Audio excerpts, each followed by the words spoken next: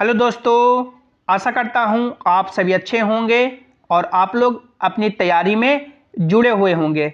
यदि आप लोग ओबीसी, ईडब्ल्यूएस, एससी या एसटी कम्युनिटी से बिलोंग करते हैं और यदि आप लोग रेलवे का फॉर्म अप्लाई करने वाले हैं आगे आने वाले समय में, तो ये वीडियो आपके लिए काफ़ी इंपॉर्टेंट है।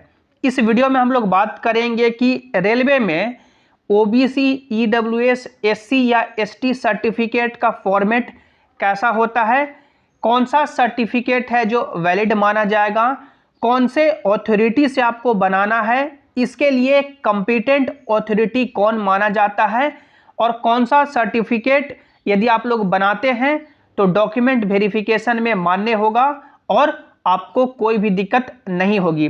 सर्टिफिकेट कितना पुराना होना चाहिए, सेंट्रल का फॉर्मेट होना चाहिए या स्टेट का फॉर्मेट होना चाहिए, सभी बातों को इस वीडियो में हम लोग डिटेल में देखेंगे। तो यदि आप लोग रेलवे के कैंडिडेट हैं और चाहते हैं कि सिलेक्शन होने के बाद हमें कोई भी ना छांटे, हमें नौकरी मिलने के बाद भी हमें नौकरी से ना निकाला जाए, तो ये वीडियो आपके लिए काफ़ी इंपॉर्टेंट है। पूरे वीडियो को आपको ध्यान से देखना है।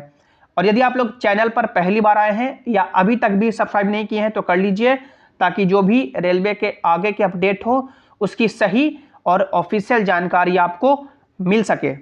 सबसे पहले आप लोग ये देखिए कि यदि आप लोग जब फॉर्म भर रहे हैं तो यदि आपके पास proper certificate, valid certificate competent authority से नहीं बना हुआ है और इनवैलिड सर्टिफिकेट के बेसिस पे आप लोग फॉर्म भर देते हैं, तो फिर डॉक्यूमेंट वेरिफिकेशन में आपको क्या परेशानी हो सकती है। जब हम लोग का डॉक्यूमेंट वेरिफिकेशन चल रहा था तो काफ़ी सारे ऐसे कैंडिडेट हैं जिन्होंने प्रॉपर सर्टिफिकेट से अपना फॉर्म नहीं भरा था और इनवैलिड सर्टिफिकेट कॉम्पिटेंट अथॉरिटी से नहीं बना हुआ था और उसी के बेसिस पे फॉर्म भरे और फिर वही सर्टिफिकेट डीवी में दिखा रहे हैं, तो फिर उनको शो कॉज नोटिस दिया गया था। आप लोग यहाँ पे देख सकते हैं एक कैंडिडेट को शो कॉज नोटिस दिया गया था। किन कारणों से? OBC NCL certificate valid at time of submission of online authority, यानी जब आप लोग फॉर्म भर रहे थे तो उस टाइम जो सर्टिफिकेट वैलिड होना चाहिए वो सर्टिफिकेट यहाँ पे नहीं प्रोड्यूस कर पाए। उसके बाद देख सकते हैं ओबीसी एनसीएल सर्टिफिकेट और सर्टिफिकेट फ्रॉम कॉम्पिटेंट अथॉरिटी, यानी OBC NCL certificate competent authority से नहीं बना हुआ है, इसलिए उनको शो कॉज नोटिस दिया गया। इसके अलावा आप लोग यहाँ पे देख सकते हैं काफ़ी सारे कैंडिडेट को शो कॉज नोटिस दिया गया था। जैसे जो सर्टिफिकेट आप लोग ओबीसी, ईडब्ल्यूएस, एससी या एसटी बना रहे हैं उसमें जो आपका कास्ट मेंशन्ड है उसमें स्पेलिंग एरर हो गया या सेंट्रल का जो कास्ट का लिस्ट है उससे मैच नहीं किया, तो फिर आपको शो कॉज नोटिस दिया जा सकता है। उसके अलावा जो एससी एसटी कैंडिडेट हैं वो प्रॉपर सर्टिफिकेट नहीं बना के सबमिट करते हैं वैलिड और कॉम्पिटेंट अथॉरिटी से, तो मिल सकता है। उसके अलावा जो ईडब्ल्यूएस कैंडिडेट हैं अपना सर्टिफिकेट प्रॉपर कॉम्पिटेंट अथॉरिटी से नहीं बनाते हैं और इनवैलिड सर्टिफिकेट से फॉर्म भर देते हैं, तो फिर आपको मिल सकता है। उसके अलावा जो ईबीसी कैंडिडेट हैं अपना प्रॉपर सर्टिफिकेट नहीं देते हैं तो मिल सकता है। और इसके अलावा आप लोग यहाँ पे देख सकते हैं और सभी कारण मेंशन्ड है, जैसे कि आपके पास प्रॉपर क्वालिफिकेशन नहीं है, आप लोगों ने फॉर्म भर दिया तो मिल सकता है, या जो पीडब्ल्यूबीडी कैंडिडेट है अपना प्रॉपर सर्टिफिकेट नहीं सबमिट कर पाते हैं इसलिए मिल सकता है। तो मेन जो मान सकते हैं कारण होता है कि जो ओबीसी, ईडब्ल्यूएस, एससी या एसटी कैंडिडेट हैं वो अपना प्रॉपर वैलिड और कॉम्पिटेंट अथॉरिटी से नहीं बना के सबमिट करते हैं तो मिल सकता है। अब यहाँ पे जिक्र किया गया है कि कॉम्पिटेंट अथॉरिटी, कॉम्पिटेंट अथॉरिटी क्या होता है, यानी कि कौन बना सकता है आपका सर्टिफिकेट।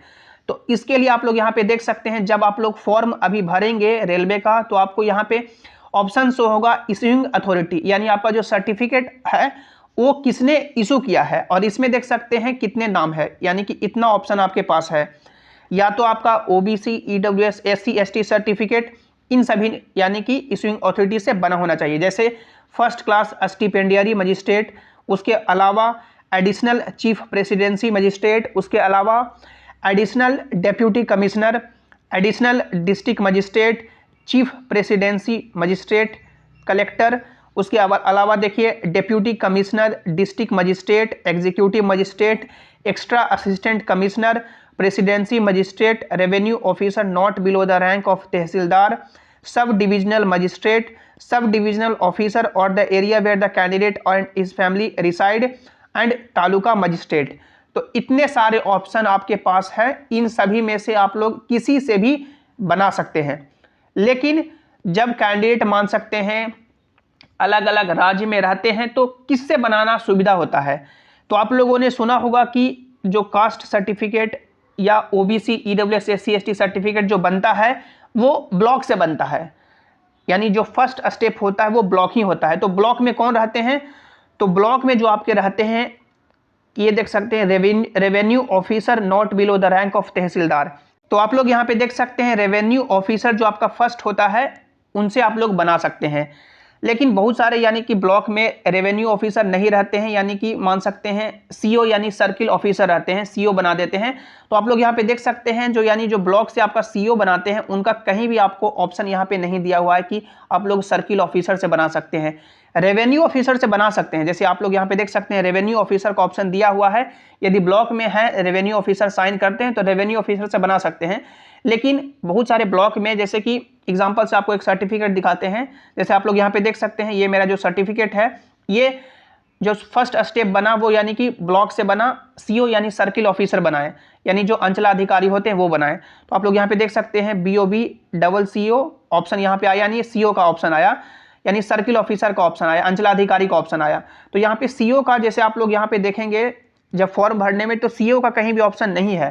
तो इसलिए हम लोगों ने यानी कई वीडियो में बताया है कि CO से यदि आप लोग बनाते हैं तो उसके जो अपर लेवल होते हैं, जैसे आप लोग यहाँ पे देख सकते हैं सब डिविजनल ऑफिसर और the area where the candidate and his family reside, यानी जो उसके अलावा आपके SDO बैठते हैं सब डिविजनल ऑफिसर। जैसे देख सकते हैं मैंने ये सर्टिफिकेट OBC का बनाया, यहाँ पे देख सकते हैं CO से, सबसे पहले CO से बनाया।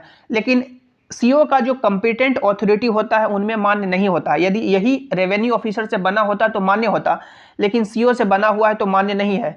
इसलिए हम लोगों ने इसके ऊपर जो ऑफिसर है, जैसे देख सकते हैं SDO, तो SDO से बना लिया और SDO ने इन्होंने अपना जो सर्टिफिकेट है वो नंबर दे दिया। और SDO के ऊपर यदि आप लोग DM से भी बना लेते हैं तो और अच्छा होगा। लेकिन आप लोग यहाँ पे देख सकते हैं SDO का आपको ऑप्शन यहाँ पे दिख रहा है, यानी सब डिविजनल ऑफिसर। और आप लोग यहाँ पे देख सकते हैं जो डिस्ट्रिक्ट मजिस्ट्रेट होते हैं यानी कि DM, इनका भी ऑप्शन दिख रहा है। तो ये यानी सुविधा होता है कि यदि रेवेन्यू ऑफिसर आपके ब्लॉक में है तो रेवेन्यू ऑफिसर से बना सकते हैं, यदि नहीं है तो CO यदि बनाए हैं आपका तो CO के ऊपर जो यानी कि SDO होते हैं उनसे बना लीजिए। और SDO से बना लिए हैं और यदि आपके पास समय है तो आप लोग DM से भी बना सकते हैं, ताकि आप लोग का यानी मान सकते हैं सर्टिफिकेट है वो कंप्लीट हो जाए। लेकिन SDO तक तो आप लोग जरूर ही बना लें। यदि आपके ब्लॉक में CO बनाए हैं और रेवेन्यू ऑफिसर नहीं है, तो यदि रेवेन्यू ऑफिसर हैं, तहसीलदार बनाए हैं तो फिर ठीक है, कोई दिक्कत नहीं है। और इसके अलावा इन सभी से आप लोग किसी से भी आपको यदि बनता है तो बना सकते हैं। लेकिन ये हम लोगों ने बताया कि सुविधा कैसे होता है। जैसे आप लोग ब्लॉक में अप्लाई करेंगे तो उसके अलावा ब्लॉक में CO बनाते हैं, उसके अलावा ऊपर आपको SDO से बनाना है। यदि ब्लॉक में तहसीलदार या रेवेन्यू ऑफिसर बनाते हैं तो फिर कोई दिक्कत नहीं है। तो आई होप आपको समझ में आ गया होगा कि किन से बनाना है। इसके बाद हम लोग आगे बढ़ें और बात करें कि ये जो रेलवे का फॉर्मेट दिया हुआ है या OBC का फॉर्मेट नोटिफिकेशन में दिया हुआ है, क्या इसी तरह से ऑफलाइन मोड में बना के ले जाना है? तो बिल्कुल नहीं, ये सिर्फ फॉर्मेट दे दिया गया है कि आप लोग यदि OBC सर्टिफिकेट बनाते हैं तो इसी फॉर्मेट में बनाइएगा DV के लिए, डॉक्यूमेंट वेरिफिकेशन के लिए। लेकिन आपके यदि राज्य में जिस फॉर्मेट में सेंट्रल का सर्टिफिकेट बन रहा है, जैसे आप लोग यहाँ पे देख सकते हैं मैं बिहार से हूँ, तो बिहार सरकार ने मेरा जो सेंट्रल का सर्टिफिकेट बनाया है कुछ इस फॉर्मेट में, जैसे आप लोग देख सकते हैं यहाँ पे लिखा गया है बिहार सरकार, यानी बिहार सरकार के द्वारा बनाया गया है। लेकिन आप लोग यहाँ पे पढ़ सकते हैं क्या लिखा हुआ है, भारत सरकार की सेवाओं में नियुक्ति हेतु अन्य पिछड़े वर्गों के उम्मीदवारों द्वारा आवेदन करने संबंधी प्रमाण पत्र।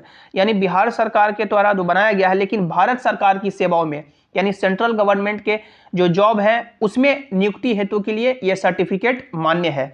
तो आपको इसी तरह से बनाना है, जैसे जिस भी राज्य से आप लोग बिलोंग करते हैं तो उस राज्य में आपका अलग अलग मान सकते हैं वेबसाइट होता है, या ऑनलाइन बनता है ऑफलाइन बनता है, आप लोग पता करें। आपका सर्टिफिकेट तो मान सकते हैं ब्लॉक से ही या SDO से ही बनेगा, लेकिन आपको सेंट्रल गवर्नमेंट के लिए बनाना है, जैसे सेंट्रल फॉर्मेट में बनाना है। आप लोग जब वहाँ पे फॉर्म अप्लाई करेंगे तो आपको ऑप्शन आ जाएगा कि सेंट्रल गवर्नमेंट के लिए चाहिए या स्टेट गवर्नमेंट के लिए चाहिए। तो यानी कि स्टेट का नहीं बनाना है, सेंट्रल का फॉर्मेट बनाना है। बार बार आप लोगों ने यानी कि कई सवाल ये कैंडिडेट पूछे हैं कि किस फॉर्मेट में चाहिए, तो सेंट्रल फॉर्मेट में चाहिए, क्योंकि रेलवे आपका सेंट्रल गवर्नमेंट का जॉब है। तो ये आपका सेकंड डॉट है जो क्लियर हो गया। इसके अलावा बात करें कि कितना पुराना चाहिए, तो कितना पुराना का जवाब है जो रेलवे ने नोटिफिकेशन में ही दे दिया गया। आप लोग यहाँ पे देख सकते हैं इंपॉर्टेंट इंस्ट्रक्शन के पॉइंट नंबर 4 में, crucial date for claim of SC, ST, OBC, EWS, EBC status or any other benefits like fee concession, reservation, age relaxation, etc. were not specified otherwise will be the closing date for submission of online application against these centralized employment notification। यानी आप लोग जब form apply कर रहे हैं जिस भी vacancy के लिए, तो उस वैकेंसी का जो क्लोजिंग डेट है, जैसे ALP का क्लोजिंग डेट या NTPC का ग्रुप डी का, यानी जो फॉर्म के लिए आप लोग अप्लाई कर रहे हैं जिस वैकेंसी के लिए, उसका जो लास्ट डेट है उससे पहले आपका सर्टिफिकेट बना होना चाहिए। यानी जो लास्ट डेट है उस लास्ट डेट के पहले सर्टिफिकेट आपका इशू होना चाहिए। अब पहले तो हो गया, लेकिन कितना पुराना चाहिए? क्या 1 साल, 2 साल, 3 साल, 4 साल, 5 साल पुराना चलेगा? तो देखिए, जो यानी सेंट्रल का OBC, EWS, SC या ST जो सर्टिफिकेट वैलिड होता है वो मात्र आपका 1 ईयर के लिए होता है, मात्र आपका 1 ईयर के लिए होता है, और वो भी आपका फाइनेंशियल ईयर के लिए वैलिड होता है। आप लोगों ने यानी कि कई बार नोटिफिकेशन में देखा होगा, SSC के नोटिफिकेशन में या रेलवे के नोटिफिकेशन में या UPSC के नोटिफिकेशन में, कि बार बार बोला जाता है कि फाइनेंशियल ईयर ही वैलिड होगा। तो फाइनेंशियल ईयर किसी भी साल का होता है जो 1 अप्रैल से लेकर के 31 मार्च तक चलता है। तो जिस फाइनेंशियल ईयर में आपका फॉर्म आया है उसी फाइनेंशियल ईयर का बना होना चाहिए।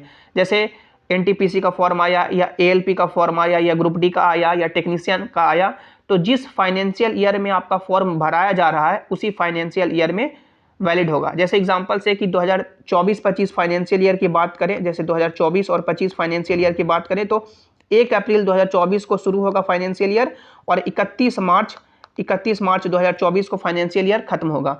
यदि इसके बीच में आपका फॉर्म आया है तो इसके बीच का आपका सर्टिफिकेट बना होना चाहिए, या जिस यानी कि मान सकते हैं फाइनेंशियल ईयर में फॉर्म आया है उस फाइनेंशियल ईयर का बना होना चाहिए। तो ये कुछ इंपॉर्टेंट डॉट होते हैं कैंडिडेट के कि कितना पुराना चाहिए, किनसे बना होना चाहिए, किस फॉर्मेट में चाहिए। तो ये हम लोगों ने इस वीडियो में क्लियर करने की कोशिश की है। फिर भी आपके मन में यदि कोई भी डॉट है तो आप लोग नीचे कमेंट में जरूर पूछिएगा।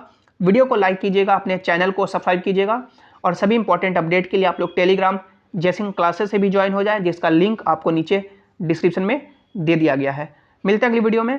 Thanks for watching, have an awesome day.